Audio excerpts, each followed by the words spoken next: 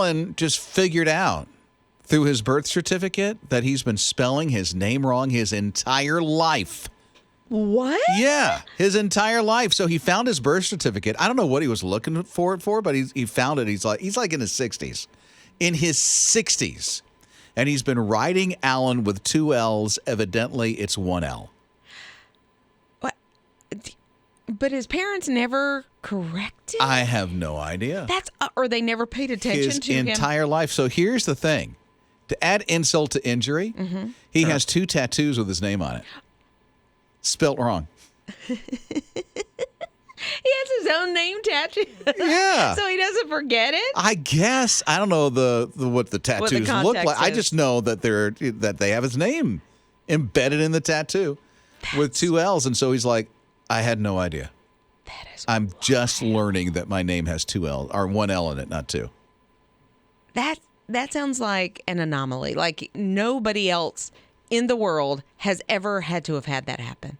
Maybe, but it seems like, wow. Mm-hmm. Because 60 years, your mom doesn't say, why are you putting an extra L in there? Rob and Liz. His morning crew. That day that somebody figures out, oh, I've been spelling my name wrong. It's Rob and Liz, his morning crew on his radio. Carrie texted and she said, I went through school with my middle name being Lillian, but then when I went to get married, I checked my birth certificate and found out it was actually Lillian. Oh. I know. And she said because I did not have like any educational records with that name, she decided to drop the name altogether and made her maiden name her middle name. A lot of people do that. Yeah.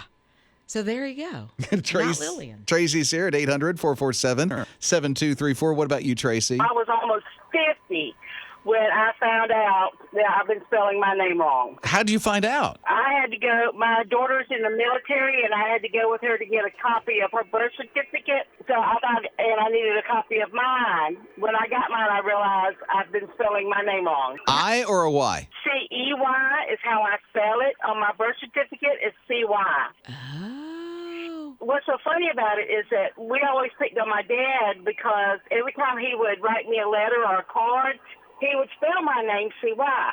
But my mom would spell my name C-E-Y. So we always picked at him that he spelled my name wrong. And then I had to admit to him, well, you were spelling it right. And he said, I knew it.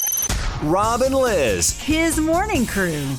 In his 60s, after he looks at his birth certificate, probably for the first time realizes, oh, that's how I spell my name. I've been spelling it wrong all this time. It's Rob and Liz in the morning, his radio. Yeah, and I thought, well, why didn't his parents say, well, you know, you don't have an extra L in your name? Why they didn't bring that to his attention? But Lori texted in and said, maybe they couldn't read and write. Oh, and I was possibly. Like, okay, that's a great observation.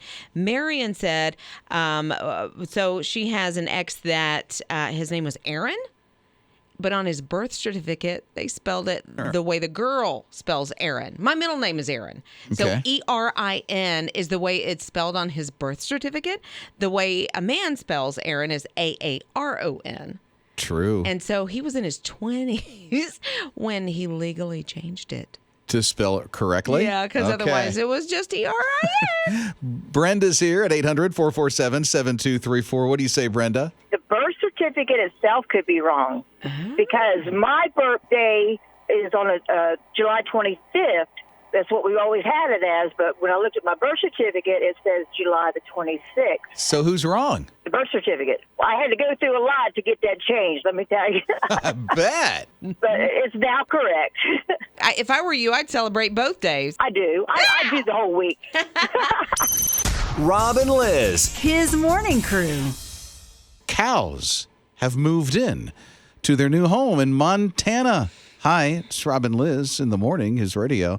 Yeah, seriously. So they built this home on their aunt's land, and their aunt had rented out or allowed farmers real close to her to graze on her land. Oh, yeah, sure. Turns out that there's this one farmer that's been missing his cattle for a month. He actually called the authorities like, I don't know where they went. They're gone. All of them are gone. They moved into a house.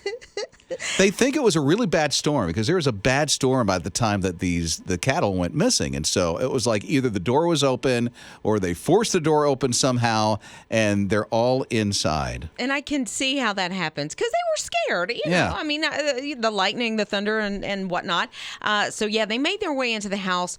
They don't keep house very well. No, Evidently, it's a mess. They don't have a shark vacuum. They don't have, a dust buster. Nor do they know where the toilet is. Sure they do. Well, they used the whole house as a toilet. It was, whoa, I feel bad for these people who have to clean up that mess. But it's like the cattle go out, during the day, they graze in the field, they go back into the home. Because it's like, hey, we got new digs.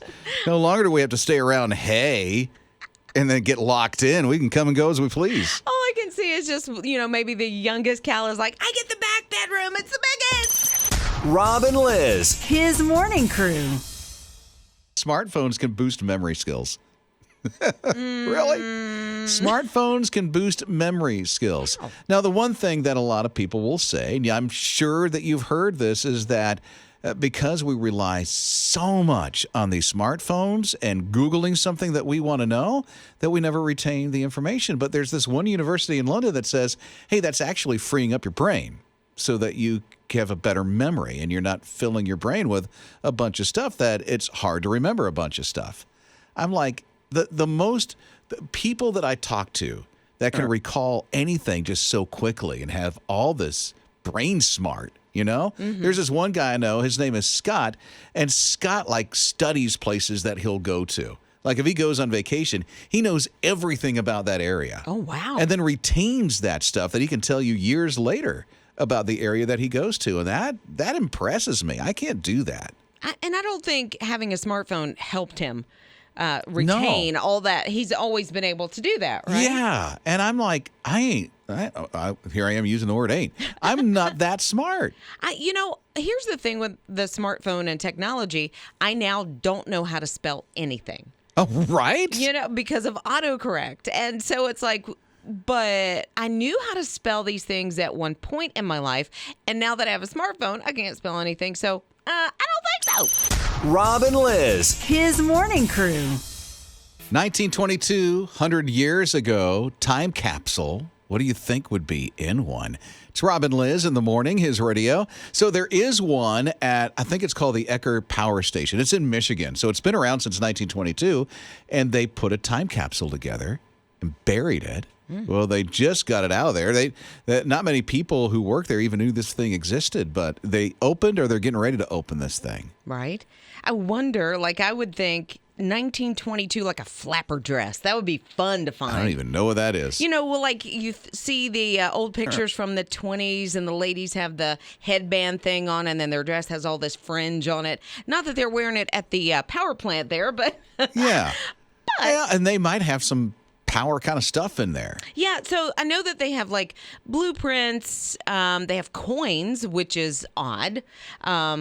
I guess coins were a little different back then. Some of the coins were, but blueprints of the power station itself. Probably books. Yeah. Things like that. Yeah, direction manuals, and I love looking at that old stuff like that because it's written in a way that we don't speak today. True that.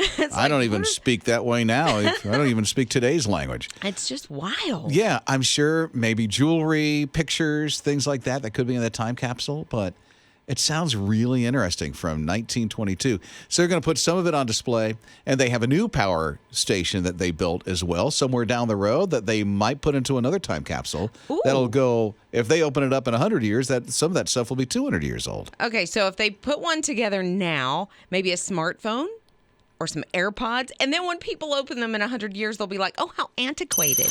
Rob and Liz. His morning crew. Here's this one mattress company. It's New York, so it's not around here. So, sorry, it's not here. But they just went through this hiring spree, professional sleepers. Oh, yes. So, literally, they hire people to go and take naps in their mattress stores. And you get paid for it. Make money while you're sleeping? Yeah, isn't that sweet? The only thing is that those that they hired, they did this big, let's see if they can sleep through anything. So you have to be able to sleep through anything, and then you're there. I don't know if you're not allowed to snore Why Wouldn't would that you be not be something? allowed to snore? And my guess would be the only reason why they're doing this is so that they can show people, look at how great our mattresses are. People can sleep through anything on our mattress. Huh. And hold it. What's that website? Because I got 2 teenagers I need to get a job for. Right. Here we go. The sad thing is they hired and closed out the job on the 11th. So it's already, they've got their people. Plus, there's a lot of travel to get to New York to sleep in a mattress store. Rob and Liz. His morning crew. What do your dreams taste like? What? Coca-Cola thinks they know what our dreams taste like, and that's kind of scary to me. Okay, so They have a new flavor, and it's called Dreamland. And they literally are saying that they feel like it's what our dreams taste like. what? And our dreams taste like Tastes like what? Raspberry? Skittles.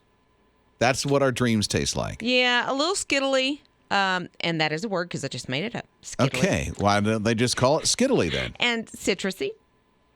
And I don't know. They have a 0 sugar one as well, so I am going to try it. But it's, they keep coming out with these new flavors. There was Starlight that I think tasted like cotton candy. I didn't like it at all. Ew. But my son's girlfriend loves it. So this one is Dreamland. Coca-Cola Dreamland. That's a flavor. Yeah. That's why. And it tastes like Skittles and citrus Or it all just, mixed in one. it just tastes like our dreams. Okay, I don't know what to think. Rob and Liz. His morning crew. I would like to peel back the curtain just a little, if you don't mind. Just moments ago, I'd say about 30 seconds ago, Liz tries to leave the room, and then she runs back in. And she hops into her seat. And then, if I can, I'm replaying what happened 30 seconds ago in the studio. Just 30 seconds. Listen really close. Again, Liz hops back into her seat. It looks like fear is all over her, and then... It's getting closer. I'm gonna need somebody new. No, please. It's got wings. No, stop. It's over here. Mm-hmm.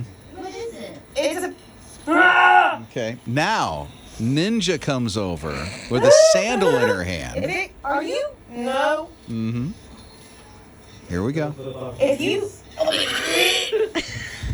A flip-flop. Oh, did you hear that? Oh, its guts are everywhere. It was disgusting. And it was coming straight for me. It was. It was disgusting. It had wings. Listen, you're in the South. Those things get in. Oh, I know. Right? But, I had just walked where it was. So my foot that is in not a flip-flop, but a sandal was near it.